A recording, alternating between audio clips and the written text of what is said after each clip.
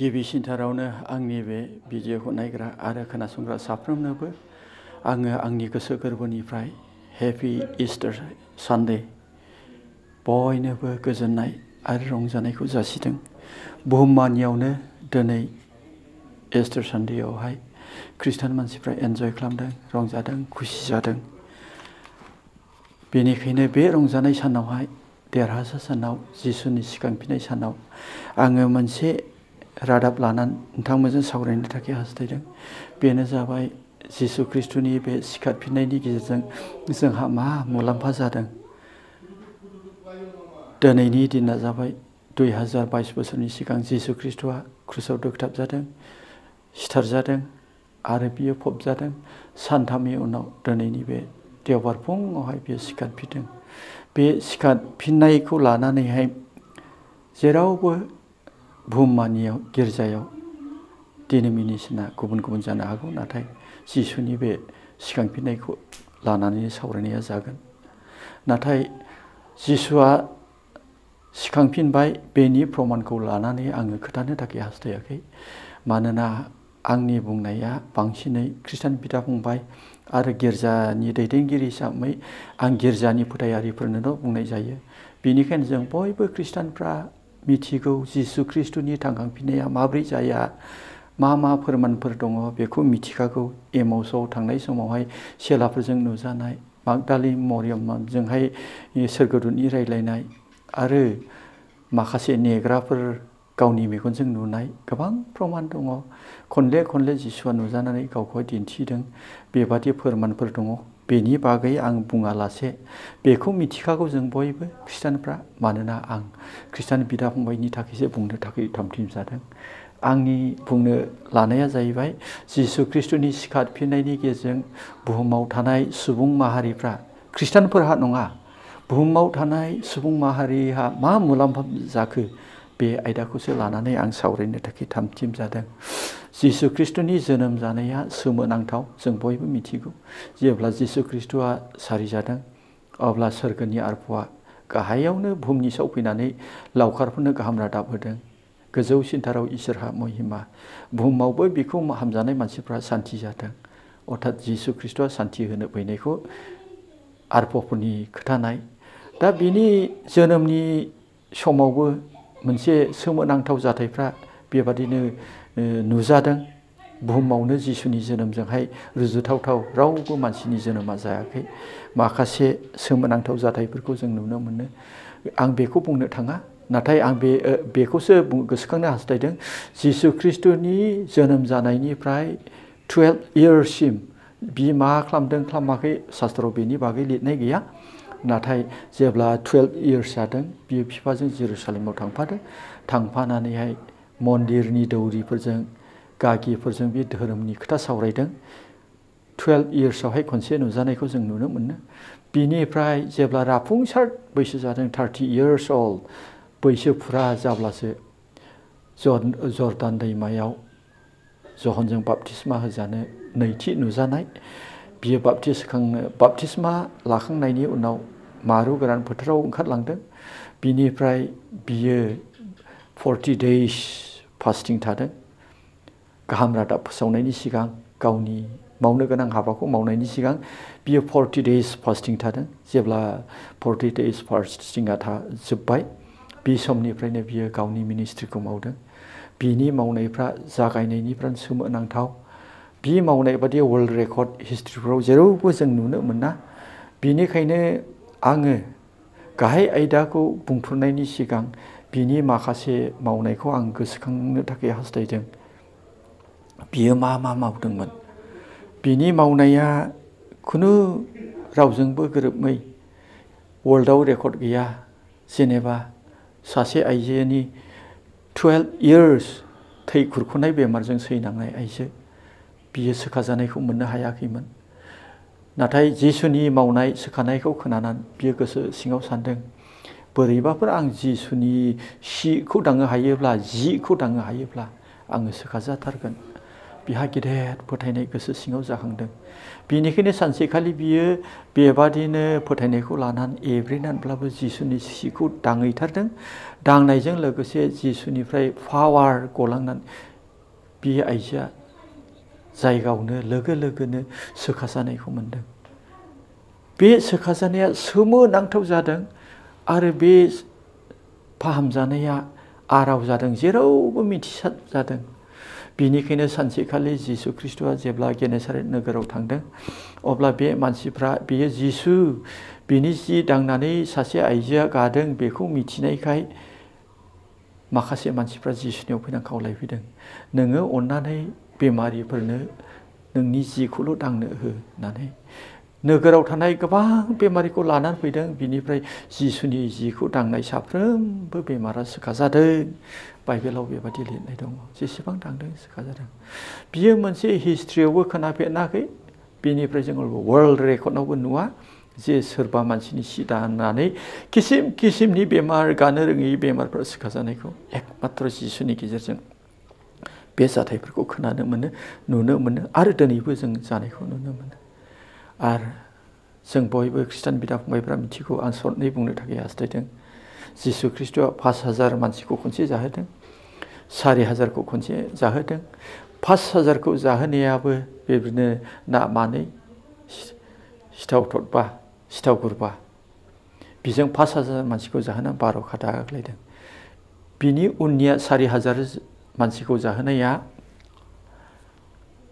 7था सिथाव रुथि आरो नाया गथा गैलेमोन होनना बुंदों, बे बायग्लिनाय गुन्द्राल'। बेजोंनो आर'ज खालामनानै जिसुआ 4,000 मानसिखौ जाहोनानैहाय 7 खादा आग्लायदों। जाय जानाय मुवाया सासे मानसिनि थाखायल' ग्रोब, नाथाय बे मुवाखौनो 4,000 5,000 मानसिनो जाहोनानै 7 खादा 12 खादा आग्लायनाया जोङो हिस्ट्रियाव नुवा, वर्ल्ड रेकर्डआवबो खोनाया। दिनैसिमबो रावनिबो सि दांनानै बेबादि गिथाव बाथाव बेमारफ्रा गानाय सोखाजानायखौ खोनानो मोना। नाथाय जिसुनि समाव जिसुआ बेबादि सोखाजानायखौ जोङो बाइबेलाव रोखा बिनि फोरमानफोर दङ। सोमोनांथाव बियो। आरो सोखानायफोरनि गेजेराव एसे बुंबावनि, 3 मानसिखौ जिसु ख्रिस्ट'आ थैनायखौनो फोथांदों। बिनि गेजेराव सोमोनांथावसिना लाजारा थैनानै सानब्रै जाबायमोन। जिसु ख्रिस्ट'आ लाजारनियावहाय आलासि जायग्राखामोन। बिनि बिब'नि मुंफ्रा मरियम, मार्था। नाथाय सानसे समाव लाजारा गोब्राब लोमजानानै थैलांबाय। नाथाय थैनायनि सानब्रै उनावसो जिसुआ लाजारनियाव सहैदों। बिब'फ्रा नुनानै जिसुखौ गाबनानै बुंबाय, जोंनि फंबाया नों थायोमोनथाय थैनाय नङामोन। जिसुआ बे समाव मा फिनदों? लाजारा थैयाखै, बियो उन्दुलांदोंसो। खोनानाय मानसिफ्रा बिजों लोगो लोगो 5,000 4,000 मानसिफ्रा जेब्लायबो थाफायोमोन।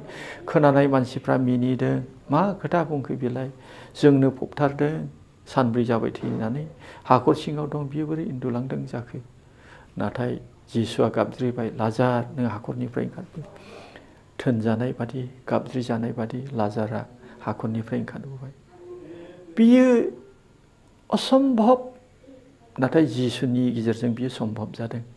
वर्ल्ड रेकर्डआव गैया, गिनेस रेकर्डआवबो बेखौ मोननाय नङा, हिस्ट्रियावबो खोनाया। सानब्रै जानाय मानसिखौ फोथांनाय बे जाथावथाव नङा। सानब्रैला मानसिनि देहाया सेवखायो। नाथाय जिसु ख्रिस्ट'आ बेबादि सोमोनांथाव खामानिफोरखौ मावदों। दा बे जाथायफोरखौ, बे सोमोनांथाव खामानिफोरखौ गोसोखांनायनि गुबै जाहोना बेनो, जिसु ख्रिस्ट'आ क्रुसाव दोगथाबजानानै, हाखराव फबजानानै, देवबार फुङाव सिखारफिना लाबानो बियो ओरैनो सेवलांबायमोनब्ला, बिनि बे सि दांनानै सानथ्र'हायै मानसिफोर सोखाजानाय, बिनि गोथै सेवखानायखौनो फोथांफिननाय, बिनि मोजोमसे जानाय मुवाजों 5,000 4,000 जाहोनाया गासैबो फेलें जागौमोन। नाथाय जिसु ख्रिस्ट'आ थैनायनि खिस्लांखौ फेजेननानै, गोथैखौ फेजेननानै बियो सानथामाव सिखांफिननानै, बे सिखांफिननायनि गेजेरजों खृष्टानफोरनि थाखायल' नङा, बुहुमाव थानाय जेसेबां सुबुं माहारिफोर दङ, बे सुबुं माहारिफोरखौ पापनिफ्राय उदां होबाय। भिक्टरि, देरहासार खालामबाय। बियो गोथां दं समाव बुंदोंमोन, आंनो लामा सैथो आरो गोथाङा। आफानियाव थांनांगौला आंनि गेजेरजों नङाला रावबो सैया। जिसुआ गावनो बुंनानै लादों, सोरगोआव थांनाया लामाया आंनोल', गोथाङाबो आंनोल', आंनि गेजेरजों नङाब्ला रावबो सोरगोआव थांनाय नङा। अनजाग्रा ख्रिस्ट' लोगोफोर, जिसु ख्रिस्ट'नि बे डिमान्ड खालामनायफ्रा ओरैनो फेइलार जाबायमोन। नाथाय बियो गोथैनिफ्राय थांखांफिननायनि गेजेरजों बुहुमाव थानाय गासै सुबुं माहारिखौहाय जोंनो आसा होबाय। बिनि बुंनाय बादि जोङो जोबनो गैयै गोथां जिउखौ मोननो हाबाय। जिसु ख्रिस्ट'नि क्रुसाव थैनानै सिखांफिननाया खृष्टान मानसिफोरनि थाखाय, इजराइलफोरनि थाखाय, बिगुर गोजाफोरनि थाखायल' नङा। गुबुन गुबुन धोरोमनि मानसिफ्रा गावनि हादरनि थाखाय, गावनि जाथिनि थाखाय जानो हागौ। नाथाय जिसु ख्रिस्ट'नि सारि जाफैनाया, जोनोम जानाया बुहुमाव खामिनाय गासै सुबुं माहारिनि थाखाय। बियो जाथियाव गुबुन जानो हागौ, रङाव गुबुन जानो हागौ, रायनाय रावा गुबुन जानो हागौ। नाथाय जिसुनि बुहुमाव फैनाया सुबुं माहारिनि थाखाय। बे खृष्टाननि देरहासारनायल' नङा, बुहुमाव थानाय गासै पापजों खाजानाय, पापजों गोग्लैहोनाय मानसिफोरनो उदांस्रि होनो थाखाय जिसु ख्रिस्ट'आ बुहुमावहाय बे खामानिखौ मावफुंफैबाय। आरो बे खामानिया साक्सेस जाबाय जिसु ख्रिस्ट'नि थैनानै सिखांफिननायनि गेजेरजों। बिनिखायनो थिनहरजानाय चेप्टार 4:12 भार्सआव बेबादि लिरनाय दं, पापनिफ्राय गहोजानायखौ बिजोंल' मोननो हायो, बिजोंल' मोनो, जिसु ख्रिस्ट'जोंल'। रावबो बे बुहुमाव गुबुन मानसिया जोबनो गैयै गोथांनि बाथ्रा बुङाखै। एसेबां धोरोम गुरुफोर, एसे हाजार हाजार धोरोम दङ, हाजार हाजार धोरोमनि धोरोम गुरुफोर दङ। बिसोरो गावखौ धोरोम गुरु बाबा होननानै लादों, नाथाय बिफा होननानै लादों। नाथाय बिसोरो गोथां जिउ मोननायनि बाथ्रा, जोबनो गैयै गोथांनि बाथ्रा बुङाखै। जोंनिया बाइबेला, बे बाइबेला जोंनो दिन्थिदों, बिखौ नागारनानै जोंखौ पापनिफ्राय बासायनो हानाय गुबुन रावबो गैया। जिसु ख्रिस्ट'ल' पापखौ मानो हाग्रा। बिखौ नागारनानै जोंखौहाय पापखौ होनो हानाय रावबो गैया। जिसु ख्रिस्ट'आ आंनो लामा, आंनो सैथो आरो आंनो जिबना। रावबो बुंनो हायाखै। जोबनो गैयै गोथां जिउआ आंनो, आं होनो हायो। रावबो धोरोम गुरुआ बुंनो हायाखै। जिसु ख्रिस्ट'आ बे बाथ्राखौ बुंदों। सोरगोआव थांनाय लामा आंनो, माबोरै थांनांगौ जिसु ख्रिस्ट'आ दिन्थिदों। रावबो प्रिथिबियावहाय नोङो धोरोमनि बिजाबफोर फरायलाबो सोरगोआव थांनाय लामाखौ दिन्थिनो हायाखै। पाप क्षमा होनो हाग्राया आंनो। बियो पाप क्षमा होनानैहाय गोबां मानसिफोरखौ सोखादों, पापनिफ्राय उदां खालामदों। रावबो धोरोम गुरुआ पापनि सोमोन्दै बिश्लेषण, एक्सप्लेन खालामनो हायाखै। बुंना लादो आं धोरोम गुरु, नाथाय बुंनो हायाखै। सान्थिया आंनो, नाबिफोरजों बुंजानाय बादि सान्ति राज, थारमाने गोजोननायनि राजखुंगुर जिसु ख्रिस्ट'। सान्ति राज, जायहा जिसुखौहाय फोथायो बिनियाव जोबनो गैयै सान्ति दङ।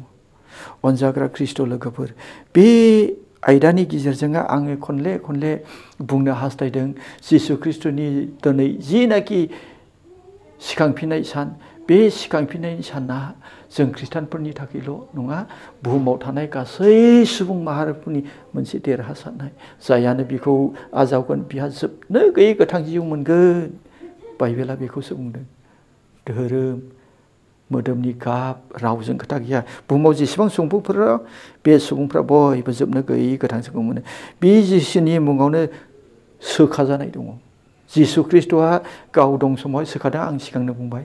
बिखौ फोथायग्रा मानसिफ्राबो दिनै सोखानायखौहाय मावगासिनो दं। बाजेन्द्रनि खोथाखौ रावबो मिथिगैले भारतनावहाय माबादि सोखागासिनो दं। बबेजों सोखादों? जिसुनि मुंजों। नोंथां मा खोनासंलानो खोनागोन, सोखानाय माने जिसुनि मुंजों, इन द नेम अफ जिजास, जिसुनि मुंजों सोखानायानो। जिसुनि मुङाव सोखाजानाय दं पावार। बेनिखायनो फिलिपि चेप्टार 2:9 आफा इसोरा जिसुनो देरसिन मुंखौ होबाय। जिसु मुङा पावार। सैताना गियो, सैताना खारनो जिसुनि मुंजों। बेमारफ्रा सोखाजायो जिसुनि मुंजों। बे जिसुनि मुङावनो गोजोननाय दङ। सान्थिखौ जिसुल' होनो हायो, गुबुना रावबो होनो हाया। जेंनानि बदल जेंना, दावहानि बदल दावहा, बुथारनायनि जेंना बुथारनाय, नाथाय जिसुनियाव बे गैया। बे जिसुजों जोबनो गैयै गोथां जिउ मोननो हायो। आं खनले खनले बुंदों, बे जिसुजोंल' जोबनो गैयै गोथां जिउ मोननो हायो। बियो जोबनो गैयै गोथां जिउ होग्रा जिसु। बिनिखायनो अनजाग्रा खृष्टान बिदा फंबायफोर, आं बेखिनिखौनो बुंनानै थुलुंगा होनो हास्थायदों। जिसु ख्रिस्ट'नि दिनै सिखांफिननाय सानाव 2022 बोसोरनि सिगां जिसु ख्रिस्ट'आ सिखांफिनदोंमोन। बे सिखांनायानो जों फोथायारिफोरनि सुबुं माहारिनि थाखाय मोनसे देरहासारनाय आरो सैताननि आखाइनिफ्राय, सैताननि खाजानायनिफ्राय गहोजानाय देरहासार सान जायनि थाखाय सारा बुहुमाव दिनै रंजादों, एन्जय खालामदों। बे दिनाव होख्रावदों, गोमसारदों। सैताना मिथिगौ जिसु ख्रिस्ट'आ इसोरनि फिसा। सैताना जिसुनि मुंखौ गियो, बियो थगायसुला। नाथाय मानसिया, गोबां मानसिया जिसुखौ गमामायैनो मिथियोमोनब्ला बियो जोबनो गैयै गोथां जिउ होग्रा, बियो सोखाग्रा, बियो सोरगोआव लांग्रा, सोरगोनियाव हाबनाय लामा बिनो, बे बाथ्राखौ मिथियोब्ला ख्रिस्ट'खौ नाजावगौमोन। नाथाय सैताना थगायसुलाखाय जोंनि भारतनि गेजेराव जोङो 4% जिसुनि सोमोन्दै मिथिदों, जिसुखौ नाजावदों। 96%आ मानो नाजावाखै? खारन बिथांमोना मिथियानो जिसुनि सोमोन्दै। जिसुआ दे गोथां इसोरनि फिसा, गोथां जोबनो गैयै गोथां जिउ होनो हाग्रा, पाप क्षमा होनो हाग्रा, गोजोननाय होनो हाग्रा, बेमार सोखाग्रा। मिथिया। 90% मानसिया बे बिसयखौ मिथिया। नाथाय सैताना सालाक। बे सैताना सालाकखायनो दिनै भारतनाव 4%ल' खृष्टानफ्रा। अब्ला नन खृष्टाना जुदि 90%ला, जों बिसोरजों ना गेलेनो हायो, माबा मोनसे गेलेनायखौ गेलेनो हायो, ना जों भट गेलेनानै बिसोरखौ फेजेननो हायो, ना बोलोजों जुजिनो हायो। 4% साब्रै मानसिया 96जों बोरै जुजिनो हागौ? नाथाय भारत सरकारा 4%खौनो गिदों। मानो गिखो? बिथांमोना मिथिया, नाथाय जों मिथिगौ। गोथां इसोर,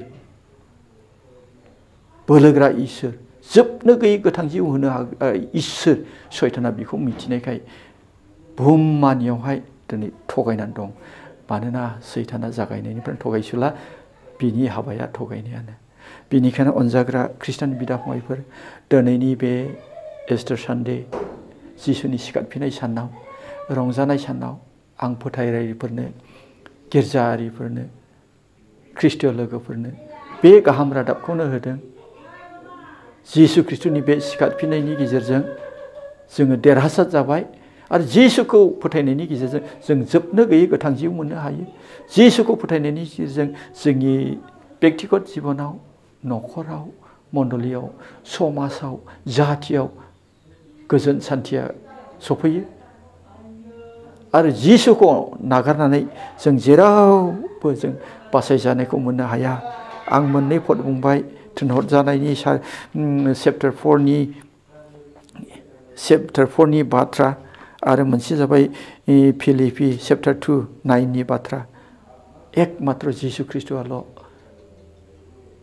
बे मुङाल' बेसेन गोसा मुंखौ इसोरा बिनो होदों, गुबुननो रावनोबो नङा।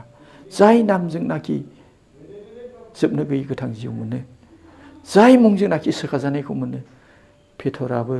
पेटर मुङा, पल मुङा माबादि जिसुनि मुंजों सोखादों। पेटरनि सायख्लुम नांनानैनो बेमारफ्रा गादों।